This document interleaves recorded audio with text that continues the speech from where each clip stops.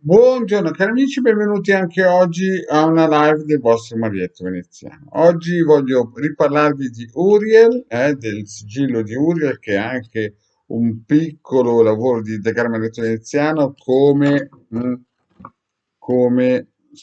un circuito radionico, e vi ricordo, i sigilli non hanno niente a che fare con i circuiti radionici. I circuiti radionici sono come, per darvi un esempio, un robot che aspira in casa, e il sigillo, visto che è lavorato ad hoc, è vitalizzato, consacrato e via dicendo, è come se fosse un aiutante che pulisce dove c'è bisogno, come una grande lavoratrice che non si ferma mai, non in un posto solo. Invece il robot fa solamente il piano terra, cioè il pavimento, a meno che non abbiano inventato altri robot che volano.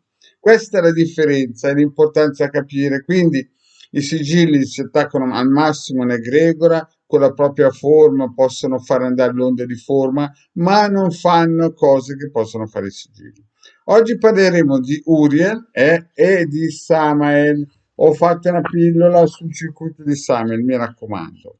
Andatela a vedere per chi non sa chi è Samael. E poi mi raccomando, andate su Wikipedia anche a cercare Enoch, perché il primo che parlava di questa entità, questo genio, era Enoch, che è su Wikipedia, no? Se avete un mezzo di tipo un cellulare, un computer, andate a cercare Wikipedia, Google, e cercare questo Enoch, ed era il primo nella storia dell'umanità che ha parlato di questo Samael. E poi vi ricordo il circuito per mandare indietro, per liberare le energie negative in casa. E niente proprio di meno che questo circuito radionico con i 22 caratteri delle strade cabalistiche. Bene, allora, prima di tutto, prima di iniziare, vi ricordo sempre di proteggervi. Quindi cosa fate? Usate questo circuito, mettete dentro il vostro testimone. Chi non sa cos'è un testimone, pregate di andare a cercare le pillole sul canale Marietto Veneziano di De Garda. Mettete qui la vostra foto, il nome, il cognome, insomma, quello che avete. Questo per difendersi, per pulirvi, per darvi una spinta in più, per andare a cercare il vostro io, il vostro sé, la vostra strada verso l'infinito. Poi, se qualcuno è nella cioccolata, non è nella cioccolata solo lui, è nella cioccolata tutto l'ambiente. Quindi prendete questo circuito. Se voi in casa non state bene, o anche quando andate fuori, o sul posto di lavoro, continuate a tirare gente di una certa qualità, o situazioni di una certa qualità, pam, prendete questo circuito, lo mettete nei vari locali in casa e lo lasciate lavorare fin quando non finisce il lavoro, quindi praticamente in eterno.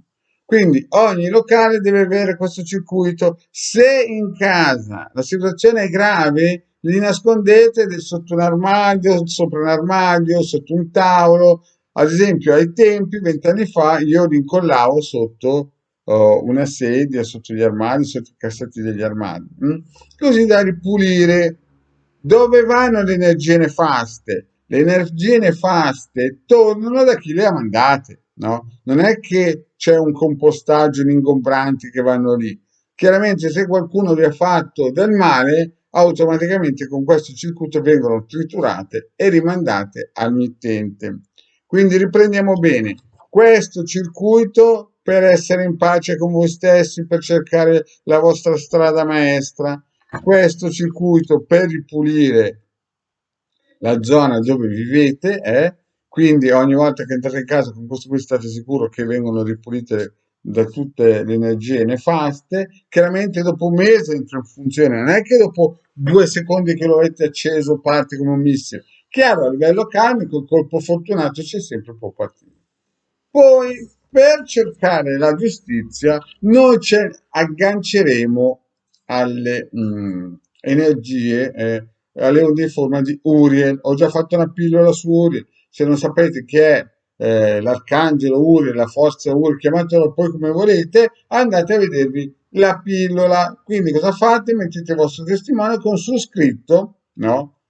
il- il- il- il desiderio, no? Volete, non so, io che il vicino di casa la smette di parcheggiare davanti alla strada dove uscite, oppure che il vicino di casa la smetta di buttare via la spazzatura al posto che fare l'indifferenziata che fa tutto mismatch, oppure volete che nel condominio tutti paghino, come si suol dire, le tasse condominiali, o volete, non so, che nel vostro paese i tossici vadano a abitare in un altro posto. Insomma, voi siete liberi di scrivere quello che volete.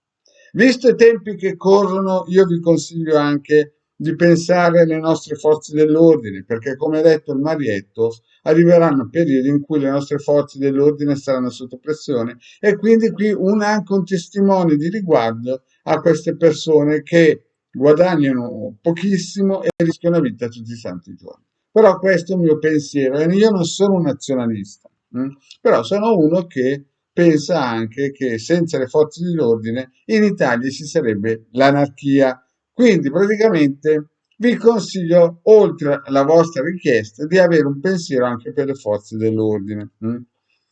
Poi, e qui entra Samael, qui entra in scena Samael. Chi era Samael? Samael è un arcangelo molto vivace, molto, insomma, era un tipo un po' duretto, che però ha una controparte ancora più dura, che nella mitologia della Chiesa di Stato potrebbe essere interpretato come Lucifero, ma mica l'angelo che porta la luce, l'angelo che porta la bolletta della luce, cioè il conto, perché ogni pranzo ha un conto, non esistono pasti gratis.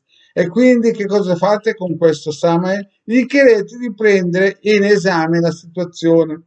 Quindi mettete la vostra richiesta, quindi Uriel va un po' per la giustizia e Samuel va per incassare il conto. Quindi qui sopra gli mettete su, non so, se è vicino di casa, è un esempio, non paga la bolletta indietro a 10 anni, qui dite a Samuel di prendere in esame, in considerazione, oppure, non so, c'è l'ingegnere del vostro palazzo che continua a volere il 110 pensando di avere gratis i muri, no? Quando si sa benissimo che i 110 che ci sono oggi in Italia sono quasi tutti bloccati e l'ingegnere lo fa solamente per avere la percentuale su tutto il lavoro, beh, allora a questo punto prendete questo bellissimo circuito. Questi sono esempi così a naso, no? Che mi vengono tanto però Samuel può fare la differenza in questi casi. E quindi cosa fate? Mettete sul nome del testimone e lasciate Samuel andare a incassare, è un cassatore, mettiamoci così.